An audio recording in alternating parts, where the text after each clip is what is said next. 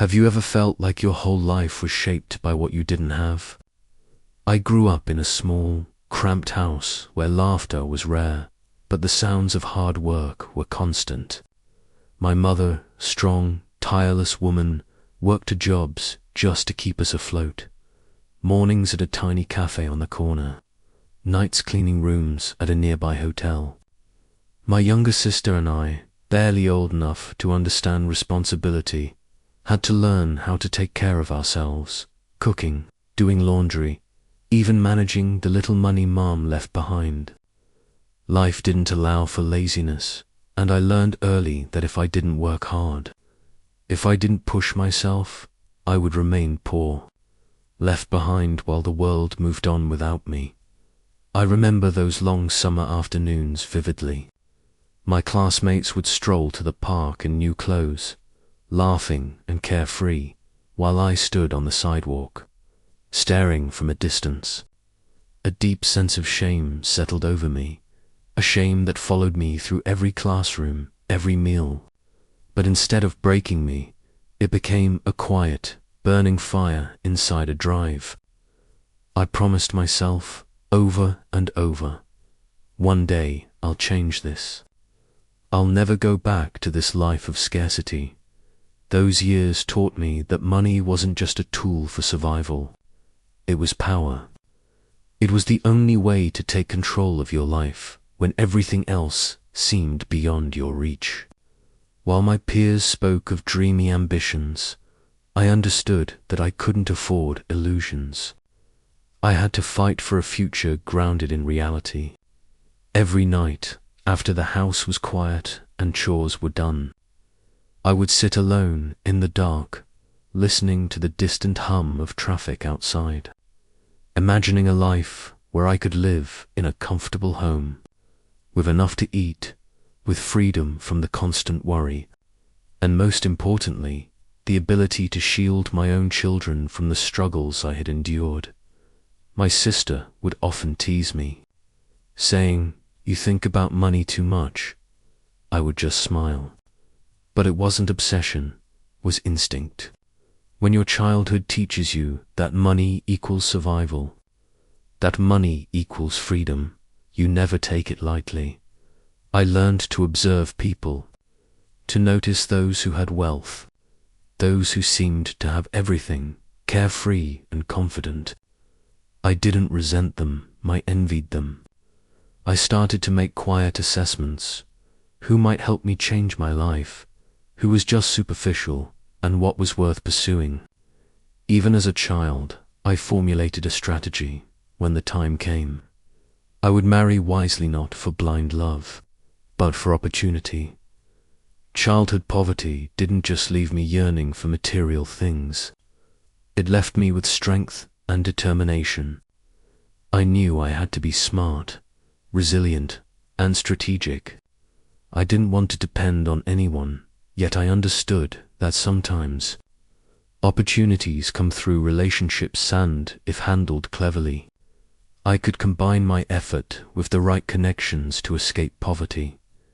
I remember lying on my old, creaky bed during summer storms, listening to rain pounding the tin roof, and asking myself, will I ever live differently? Will I wake up one day in a house where I don't have to count every meal, watch the clock for Mom's return, or stand in line for every little purchase for my sister and me?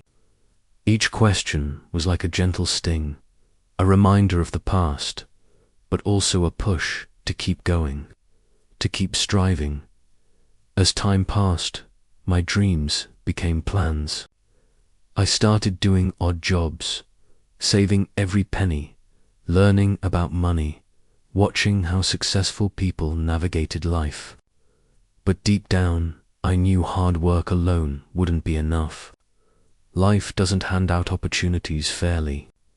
Sometimes you need a turning point person, a chance that can truly lift you out of the cycle you've spent a lifetime in, and then that turning point appeared not in the way I had imagined, but enough to change everything. A man came into my life, wealthy, confident, powerful. His arrival wasn't magical. It was challenging. I was curious, cautious, and above all, aware that this could be the chance I had been waiting for, the chance to ensure I never had to return to the hard, uncertain days of my childhood. Yet even standing at the threshold of opportunity, part of me lingered in the shadows of poverty, the fear, the scarcity, the survival lessons etched deep into my soul. I knew that to move forward, I had to make choices grounded in pragmatism, even if my heart was still unsure. And from that decision, my story truly began, my story of life, of marriage, and of the delicate balance between love and ambition. You know, sometimes life only needs one moment to change your entire path. I met him for the first time at a charity gala I really didn't want to attend. Why was I there? Not for prestige, not for fun, but for a rare opportunity to expand my network. And just as I had always thought, opportunities often arrive unannounced. He appeared like a star in the crowd. No flashy gestures, no need to show off, yet every eye seemed drawn to him. That quiet confidence, paired with a subtle but commanding smile, made my heart skip a beat. I told myself, this is someone I cannot let pass. Not just because of his looks, but because his presence spoke to something I had longed for my entire life: safety, stability, and power held in someone's hands. We started talking. His words were both friendly and charming, yet I quickly noticed something important.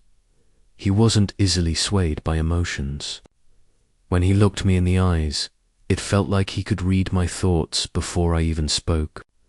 I sensed in him a strength and confidence I had never encountered before, and I understood deep down that if he chose to, he could give me a life I had never dared to dream of. I began to feel my heart stir in a way that was unfamiliar, but alongside that flutter, my mind warned me, this is an opportunity. Be careful. Don't let your emotions cloud your judgment. I remembered lying on my old bed, listening to rain against the roof, promising myself I would do anything to escape poverty. Now, the chance was right in front of me, yet it came with emotional and moral challenges. We met several times after that, each encounter a subtle, strategic game. He never rushed. He always made me feel respected and free to choose. Yet I knew full well the pull of his presence and the power he held. Then one day, in a direct conversation, he said something I had sensed deep in my heart would come. He was not faithful. Hearing that hit me like a punch to the stomach. My chest tightened, a part of my heart sank, but immediately, a cold, rational thought took over. You can choose material happiness or emotional pain. I looked at him, and in that moment, I realized something crucial. I wasn't afraid of being hurt. I was afraid of poverty.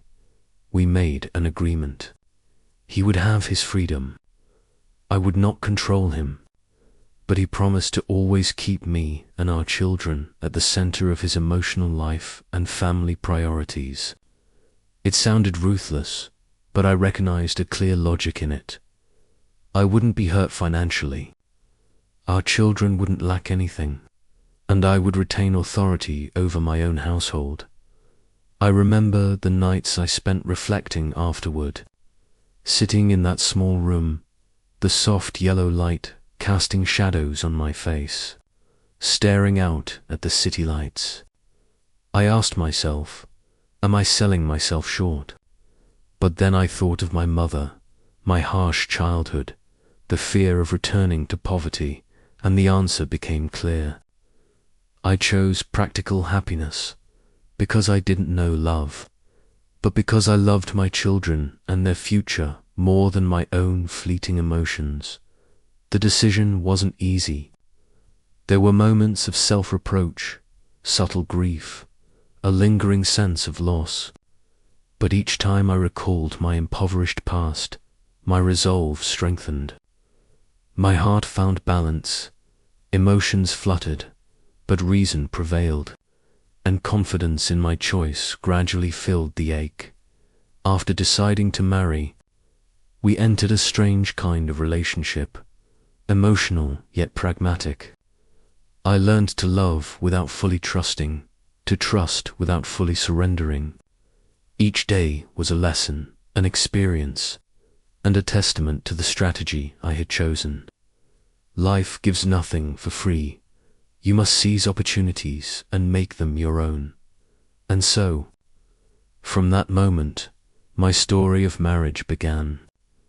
Not perfect, not the way a romantic heart dreams, but grounded in reality, and most importantly, safeguarding what I valued most, security and the future of my children. After we got married, my life changed completely. No more worrying about every meal, no more feeling deprived. We moved into a spacious house, where every room was thoughtfully designed, filled with natural light, and every piece of furniture carefully chosen down to the smallest detail. At first, it felt a little strange sometimes, like I was living in someone else's dream. But soon I realized this was the result of my own practical choice. My husband maintained his busy routines, work, social connections, but he always made time for family. We had 2 children, a 3-year-old daughter and a 1-year-old son. They were my true joy, the reason I remained steadfast in my decision. Every morning I watched their innocent eyes and bright smiles upon waking, and my heart brimmed with determination. I would never let them lack what I had endured in my own childhood. But family life was not all rosy. Our relationship, although comfortable within the terms we had agreed upon, remained challenging. He was unfaithful, and while I had accepted it, moments of discomfort still arose when I felt a flicker of abandonment. It wasn't a sharp pain, but a quiet reminder that his love wasn't complete in the conventional sense. Our life continued like this for several years. We traveled luxuriously, attended upscale parties, and I began to realize that money didn't just bring material comforts, it brought freedom and a sense of power. I no longer worried about anything except maintaining the delicate balance between reason and emotion. Then one day, my mother and sister discovered the truth. I don't know when they had found out, but one evening, as I was putting the children to bed, my mother stood at the doorway, her eyes red, her voice trembling. "Honey, is it really like this?" My sister stood behind her, arms crossed, her eyes a mixture of worry and anger. I froze, my heart racing, not out of fear of their reaction, but because I knew an ethical and moral battle was about to unfold. My mother cried, tears streaming down her cheeks. "My daughter, I taught you your worth. You don't need to accept something like this just for money. You deserve someone who loves you completely." My sister's tone was sharper. "He's taking advantage of you, can't you see? He's using your difficult past for his own benefit." In that moment, I felt a whirlwind of emotions. Love for my mother, anger at my sister, but also an unusual calm. I knew exactly what I was doing, and reason prevailed. I said, "Mum, sister, I understand your feelings, but I made a choice. I am not being used.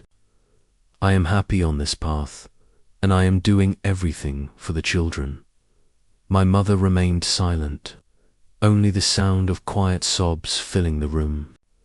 My sister stepped closer, her voice trembling. "But is that happiness real? Are you trading yourself away?" I looked her in the eyes firmly. "I am not giving up myself. I am simply choosing a more practical way of living, but I am still me, and I will protect my children. That is what matters most." The conversation lasted for hours, filled with tears, reproaches, and calm, reasoned explanations. I realized that my family would never fully accept my decision, and that was something I had to live with. At the same time, I felt a new strength within me.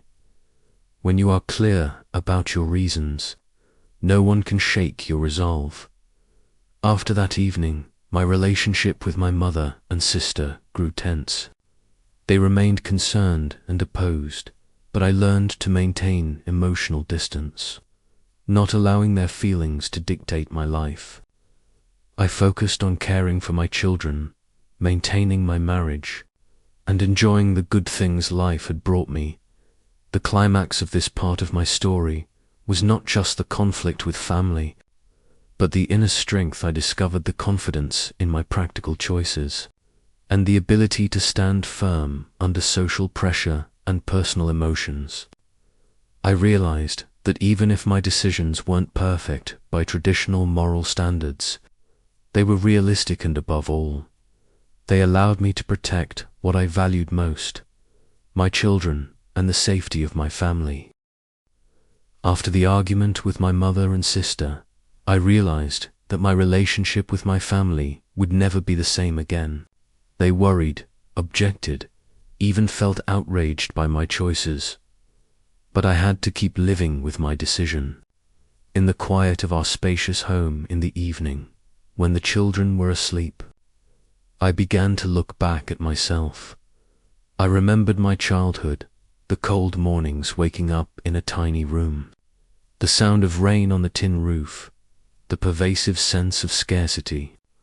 I recalled the meager meals, the sleepless nights, the silent promise I made to myself that I would never live like that again. Each memory was a gentle stab, yet it fueled a relentless drive to escape poverty, to protect myself and those I loved. Now, looking around the elegant room, the carefully chosen furniture, the abundant meals, I felt an unusual sense of satisfaction. Yet a part of me still ached a pang for something pure, a complete love I had never truly known. I realized that material happiness could never fully replace emotional fulfillment, but I also understood that I had weighed everything carefully. Personal feelings had to make room for my children's safety and future. I asked myself, had I compromised too much? Had I sold myself short? But when I looked into my children's eyes, I saw joy, trust, and security. They weren't lacking. They weren't enduring the hardships I once did. And that reminded me that sometimes love and responsibility don't have to align with conventional moral standards. In the following days, I learned to balance my life. When my husband traveled for work or met other people, I didn't feel jealousy or resentment. I accepted our arrangement and reminded myself that I was still the emotional center of our family. When the children cried or needed attention, I devoted all my energy to them without being distracted by complicated feelings toward my husband. When my mother or sister called or texted, I listened but didn't allow their words to shake my decisions. I learned to set mental boundaries, remain calm, and stay confident. On quiet nights, I often sat alone, sipping coffee, reflecting on everything I had been through. I asked myself, am I losing myself? Is this choice right? But after a few moments, I looked at my children's photos, remembered the hard mornings of my impoverished youth, and reminded myself, this is the only path to protect their future and mine. I also learned to accept the truth. Not everyone will agree with your choices.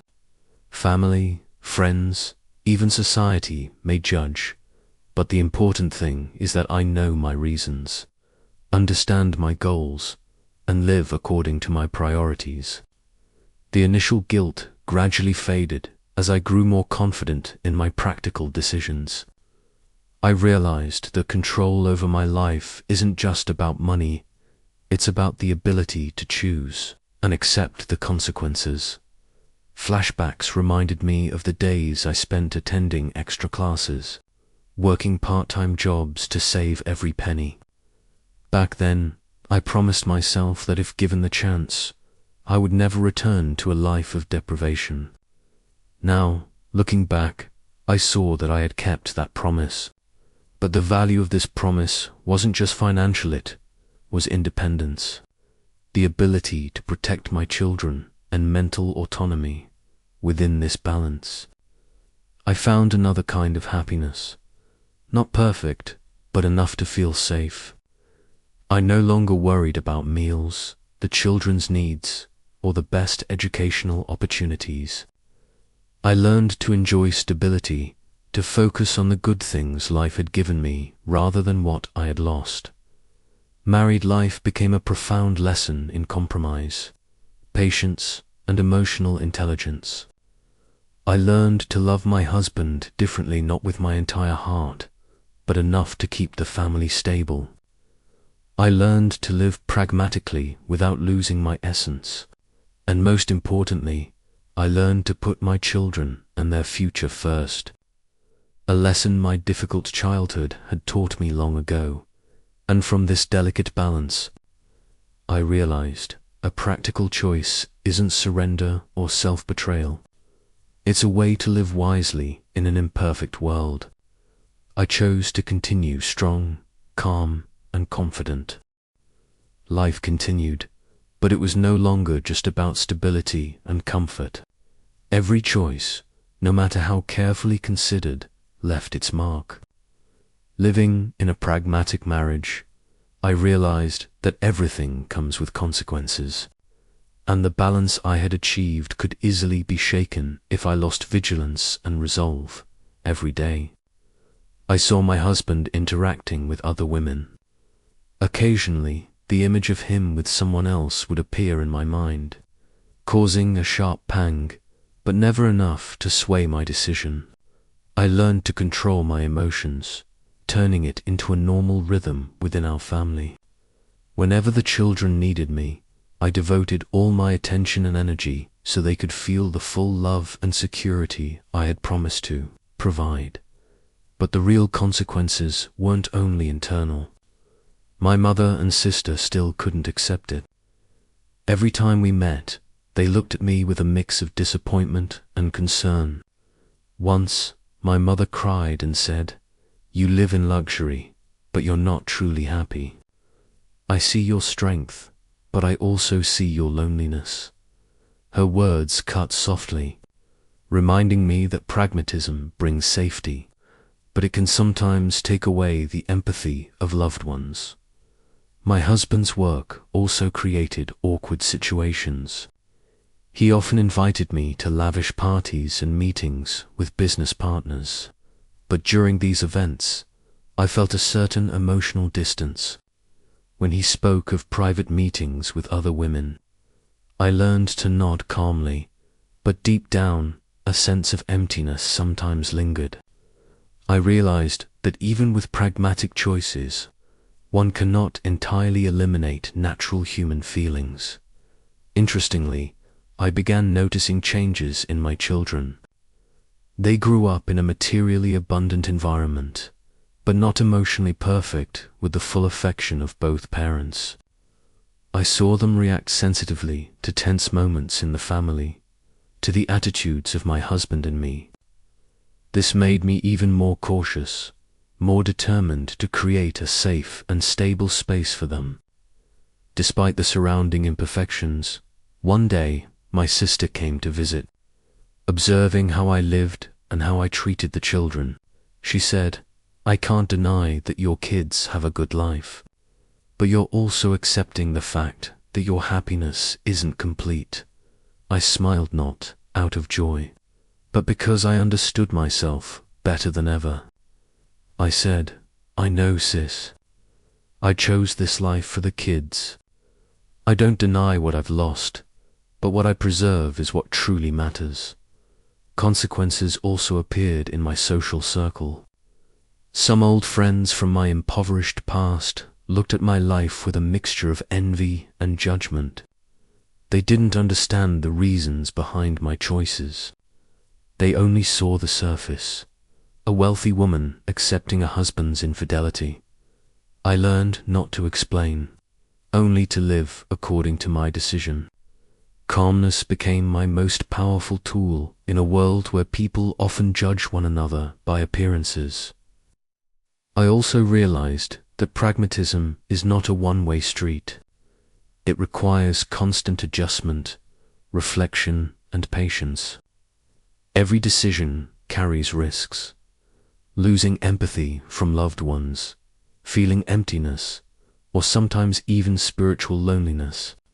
But in return, I gained control over my life, the ability to protect my children, and the financial freedom I had longed for during my childhood. The climax of this part is confronting reality.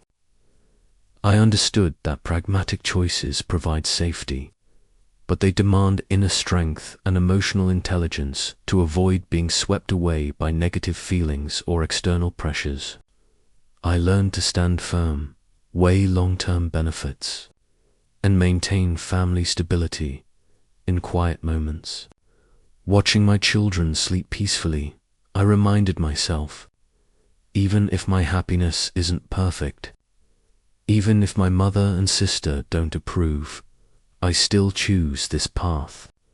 It's the only way my children won't have to endure the insecurity and deprivation I once did. And in that moment, I felt an unusual sense of strength and peace, knowing that challenges would continue, but also knowing I had made the choice to protect what mattered most. Life continued to move forward, but it was never simple. The stability and luxury that marriage brought always came with pressure from family, from society, from judgmental eyes that I could never fully avoid. My mother and sister, despite loving me, constantly showed their worry and disappointment. They couldn't understand that I had chosen a pragmatic path to protect my children's future, and they couldn't accept a man who wasn't faithful in our family. One evening, my mother showed up, unannounced. My sister came with her, her gaze tense, her voice full of concern. "We can't just watch you do this anymore. He's taking advantage of you. Don't you see?" I listened, but my heart no longer shook as it once did. I said, "Mum, sis, I understand your worries, but I am not being taken advantage of. I chose this life for my kids and their future. I am happy in the way I see as right, but it wasn't just words. Their presence made the household tense. My husband felt this pressure, and though he always tried to stay calm, conversations about family sometimes sparked subtle conflicts between us. At times, he would get frustrated. Why can't they just accept our choices? I gently replied, because they never lived through the poverty I did. They don't understand the fear of being poor that lives inside someone. These conflicts taught me to navigate with finesse, balancing family stability with maintaining relationships with my mother and sister. I realized that living pragmatically required high emotional intelligence, knowing when to stay silent, when to explain, and when to set boundaries at the same time. I witnessed changes within myself. I learned to accept that happiness is not always complete. I knew there would be moments of loneliness, fleeting pangs of emptiness when seeing my husband with others, or hearing criticism from my mother and sister. But I learned to turn those feelings into inner strength, reminding myself that this choice ensured the most important thing, the safety and future of my children. Through it all, my relationship with my husband evolved. We became more open about emotions and expectations, yet faced challenges. Sometimes I felt slight jealousy, But instead of reacting impulsively, I calmly said, "I know you have freedom, but I have my own feelings too. Let's find balance." He responded with understanding and respect, and through these conversations, our relationship matured, built on agreement, respect, and mutual boundaries. Pressure didn't just come from family or marriage. Society, friends, colleagues, acquaintances frequently judged as well. When people heard about my affluent life and an unfaithful husband, they often looked at me with a mix of envy and suspicion. Is she really happy? I learned not to explain or justify myself. I simply lived my choices and let the outcomes speak. Calmness became a powerful weapon, helping me maintain mental strength in a world where people often judge by appearances. A major challenge came when my mother faced a health crisis. Her illness forced me to confront family responsibilities alongside suppressed emotions. I realized that even though my choices were pragmatic, I could never completely separate from family feelings. I spent time caring for my mother, checking in on my sister, and learned to blend family duty with personal happiness. These moments reminded me that pragmatism is not cruelty, it's selective choice to protect what matters most. Life continued to teach me that pragmatism is a long journey with no clear endpoint. It demands patience, emotional intelligence, the ability to endure pressure, and constant reminders of the original reason for my choices. Looking back, I saw myself growing stronger, more resilient, and able to stand firm through every trial. I realized that true strength for a woman does not lie in blind emotion, but in the ability to choose wisely and take responsibility for that choice. And from these challenges, I learned that happiness isn't living by others' standards. It's knowing how to balance reason, emotion, and responsibility so that each day brings a sense of security and completeness for the people I love most. Everything that had seemed stable suddenly began to shake. One evening, after the kids were asleep, I discovered my husband hiding his phone. A message from another woman appeared on the screen. At first, I felt a sharp pang in my chest, familiar feeling, yet stronger than ever before. In that moment, I wondered, was the agreement we had made enough to keep me calm, or had the cracks in our arrangement started to show? I remembered his promise from the early days. I'll never let you or the kids lack anything. I'll always be the emotional center of this family. But seeing that message, a shadow crept in. My pragmatic approach, once a shield, suddenly felt thin, fragile. The next day, I tried to face him calmly. We sat in the living room, soft light filtering through the curtains, the atmosphere tense. This. I stopped, struggling to control my emotions. He looked at me with sincerity, but his awkwardness was palpable. I'm sorry. I know I'm not perfect, but I never wanted to hurt you or the kids. His words weren't enough to soothe the ache. I realized that this crisis wasn't only about infidelity, was about the internal conflict between reason and feeling. I had chosen a pragmatic marriage, yet my instincts still ached at the thought of the person I relied on giving affection to someone else. The crisis rippled outward. My mother and sister, upon learning the truth, were furious and worried more than ever. My mother wept. I warned you, sweetheart. Did you really think this happiness would last? You're trading away your heart and yourself. My sister's voice was sharp. He's taking advantage of you. Do you really want your children growing up in his arms? At that moment, I felt a pressure I'd never known. The world seemed to confront me, judging my choices.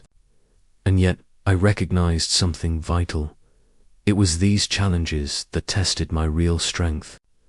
I needed to stand firm, remain calm, and evaluate every option with clear eyes.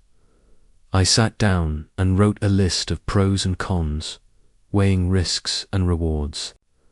I told myself, if I leave him, I'll lose stability, the ability to protect the children's future. If I stay, I must endure emotional pain but preserve long-term security.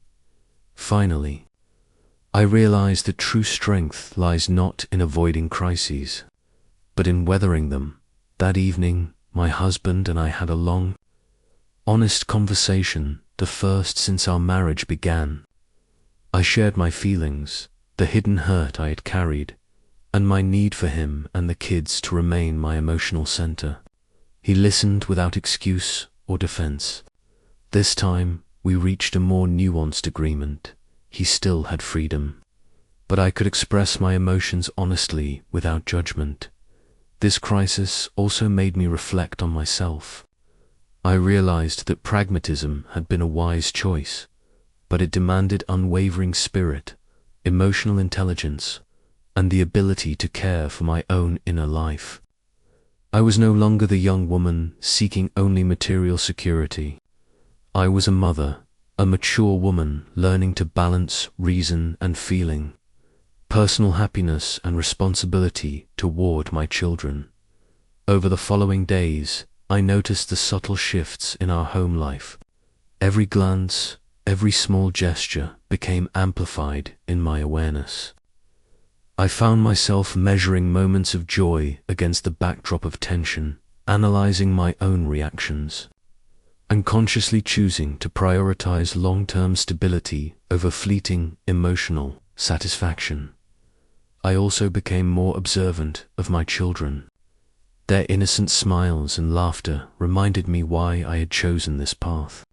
Yet, when they were asleep, the quiet hours brought reflection, sometimes doubt, sometimes a pang of loneliness, but always a renewed resolve to protect them.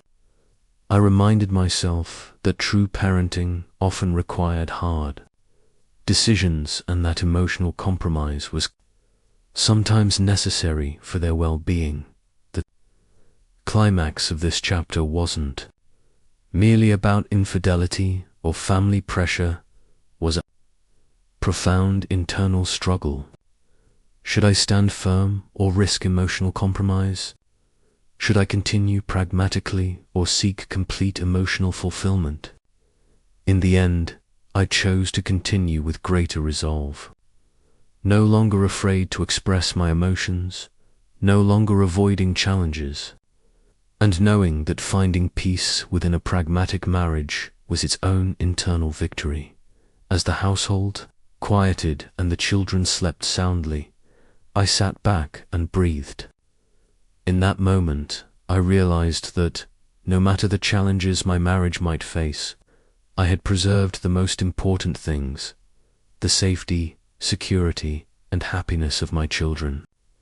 Through this crisis, I had grown stronger, wiser, and more capable of navigating a pragmatic life with confidence. After the recent crisis, my life no longer carried the intense, overwhelming tension it once had.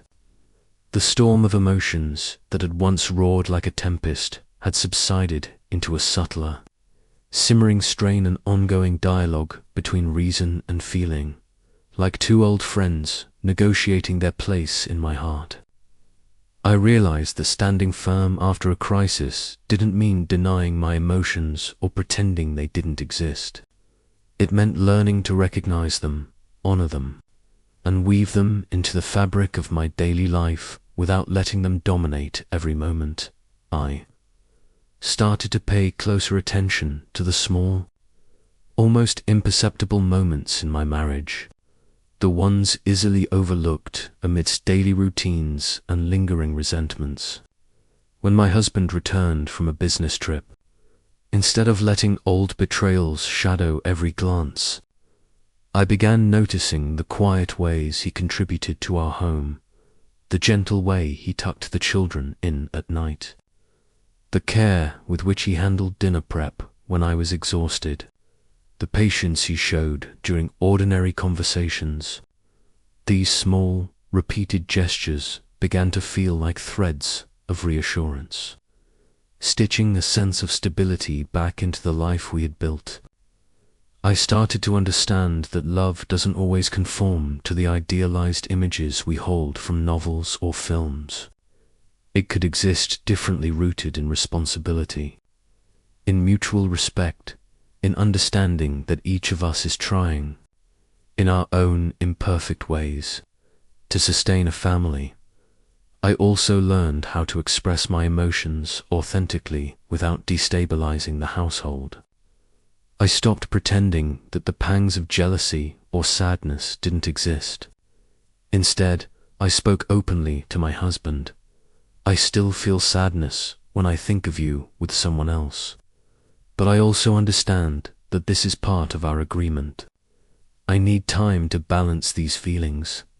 He listened, truly listened, without offering excuses, without minimizing my pain.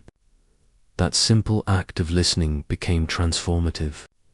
It created a new form of intimacy between us, a trust grounded not in illusion but in the honest acknowledgement of our human vulnerabilities. Beyond the confines of marriage, I dedicated more energy to myself and to reclaiming the parts of my life I had set aside. I invested time in the children, yes, but also in work projects that challenged me intellectually, in hobbies that brought quiet joy, and in the small pleasures I had once neglected: reading, long walks, a quiet cup of coffee at sunrise while the world still slept. I realized that sustaining a pragmatic marriage demanded inner strength, a self-sufficiency that did not rely entirely on another person. Each morning, when my children's laughter filled the house or I caught a glimpse of their innocent smiles, I experienced a quiet, almost meditative joy, a reminder that happiness could be found in the simplicity of ordinary life, even amidst imperfection. Over time, my relationship with my mother and sister began to shift. Through numerous conversations, some tense, some tearful, they slowly began to accept my choices. Acceptance didn't mean full agreement. It didn't erase their worry or disappointment, but it softened the edges of conflict and opened room for understanding. My sister once said, hesitantly, "I may not fully agree, but I see that your children are happy, and that's what matters most." My mother, her voice gentle yet filled with concern, said, "I'm still worried, but I see that you've learned how to balance emotion and responsibility. I'm proud of you." Their words didn't change the path I had chosen, but they reminded me that familial love can endure even when one chooses a non-traditional or pragmatic route. Connection is not broken by difference. It is strengthened when honesty and mutual respect are present. During this period, I underwent a kind of internal awakening. I began to understand that happiness does not always stem from romance or indulgent emotional highs. Instead, it can emerge from the steady warmth of stability, the quiet assurance of safety, and the profound satisfaction of protecting those who matter most. I learned to accept that personal feelings sometimes must be set aside, not abandoned, but placed in careful balance to maintain the larger vision of family well-being. Moments of sacrifice, of deliberate choice, became acts of love in their own right. More importantly, I began to savor the present moment fully and deliberately. I stopped obsessing over what my husband did or didn't do, and I let go of the imagined judgments of friends or neighbors. Every family meal, every burst of laughter from the children, each quiet, golden light streaming through the windows became a treasure. Pragmatism, I realized, was not surrender, it was a form of wisdom, a conscious, deliberate, and proactive approach to living. It meant choosing what mattered most, and aligning my energy, my emotions, and my actions accordingly. In the days that followed, I also noticed a subtle enrichment of my emotional life. A pragmatic marriage, I realized, could coexist with genuine emotional fulfillment. I no longer felt deprived or hollow. The sharp pangs of jealousy dulled into mild awareness, manageable and instructive rather than destructive. In their place arose a deep inner calm, a mental resilience that strengthened me against future trials. I discovered that emotional richness doesn't always arrive through drama or romantic idealization. Sometimes it grows quietly, nurtured by trust, mutual respect, and the stability of shared life. The climax of this chapter lay in acceptance and the maturation of my inner self. I learned to live harmoniously with the choices I had made, balancing reason, emotion, and responsibility, while sustaining relationships with both family and spouse. This was a turning point. The story moved from the chaos of crisis toward serene, measured pragmatism. It became a narrative about resilience, personal growth, and conscious living, and it paved the way for the final chapters, where the last challenges and the ultimate closure of the story would unfold. With all the lessons of endurance, love, and quiet wisdom guiding the way. After months of finding balance and learning to accept my circumstances, I thought life had settled into a steady rhythm. Yet reality always has a way of testing those who dare to live according to their own choices. One afternoon, while playing with my children in the living room, I received a call from my mother. Her voice trembled. "Sweetheart, we need to talk about him. About everything." Immediately, I sensed something was wrong.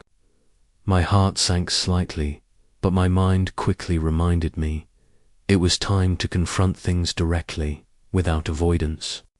I went to my mother's house, where the familiar aroma of morning coffee still lingered, yet the atmosphere felt heavier, more tense than ever.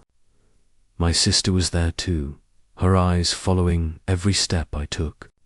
Full of suspicion and worry, Mother began recounting what she had heard recently, whispers of other relationships my husband might be involved in, gossip circulating through the community. I listened, feeling a familiar pang, but I did not panic. I understood that truth has many facets, but what mattered most was that I clearly knew my boundaries and my choices. During the conversation, my sister spoke frankly. "You might think you're okay, but what he does affects you and the children directly. You need to ask yourself, these sacrifices worth it for your happiness?" I smiled faintly, not out of satisfaction, but because I understood myself more than anyone else could. I replied, "I know exactly what I am enduring. I also know he has his freedom, but I have the right to live in a way I believe is right. Our happiness, mine and the children's, comes not only from feelings, but from stability and safety."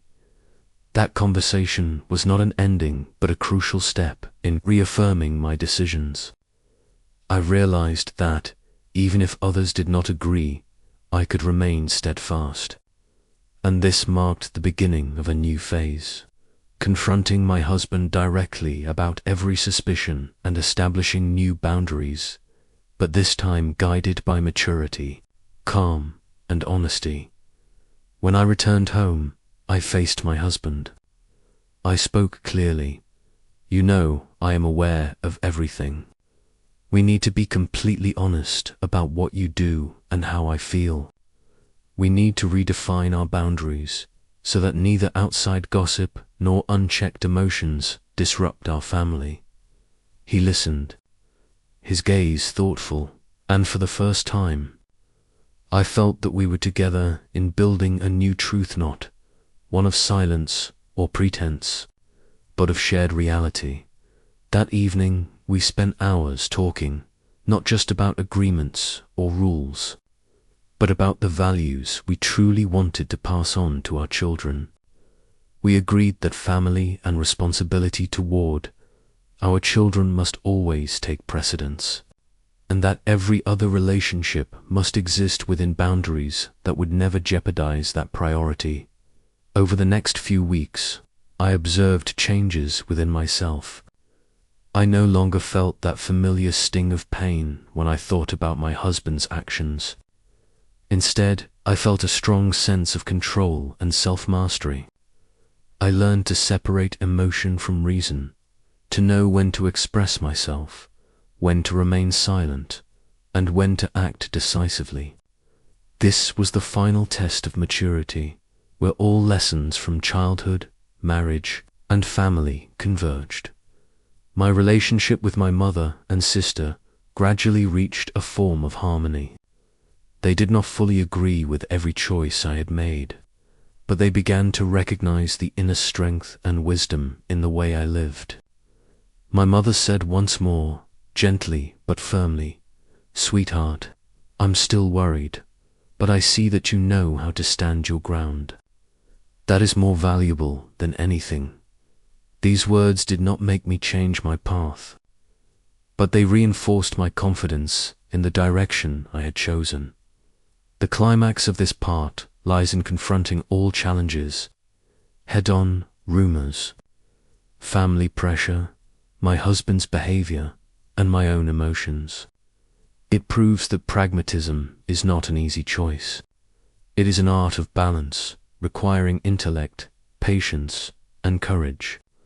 I realized that happiness might not always be perfect in terms of emotion, but it can still be full in value, safety, stability, and healthy growth for my children.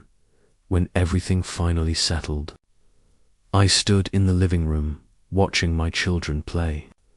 Looking at them, I knew that every hardship, every trial, every conflict had been worth it.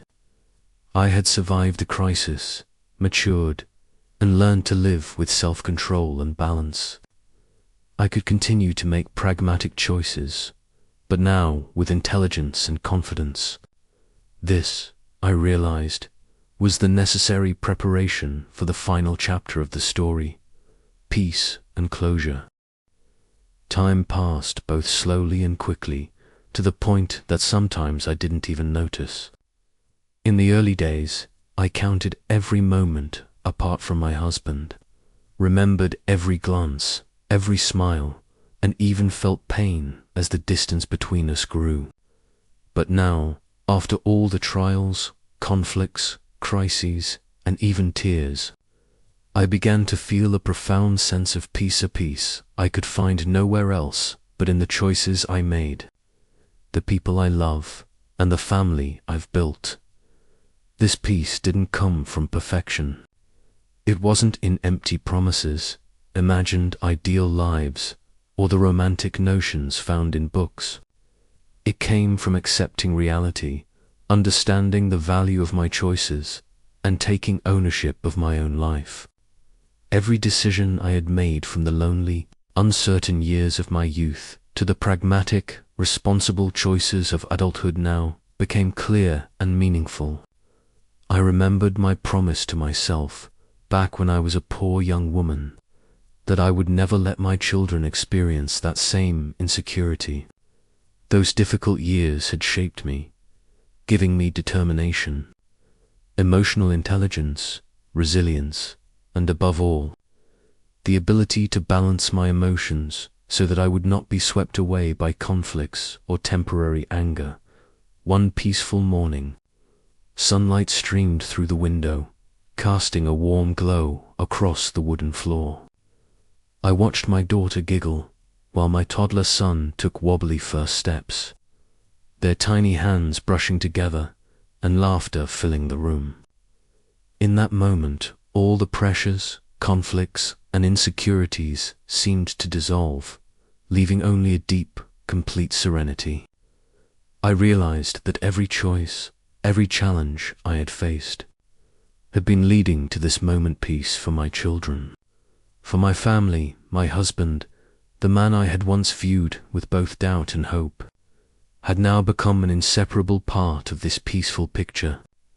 He still maintained other relationships, as we had agreed, but we had learned to communicate more honestly and clearly about boundaries, about what I felt and needed.